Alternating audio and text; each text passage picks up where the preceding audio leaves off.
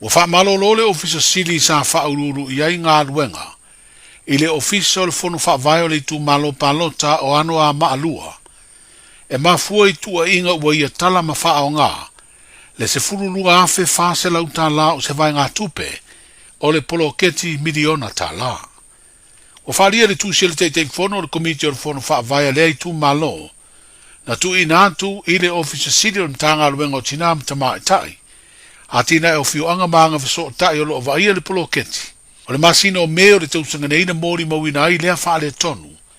i le wha atinonga o tiute le ofisa sili. E lua siaki sa talaina le ofisa sili, o le tasi o siaki e wha afe lua se lau, a o le isi e valu afe lua se lau ta la. O lea lava tusia lo wha ilo ai le teitei fono,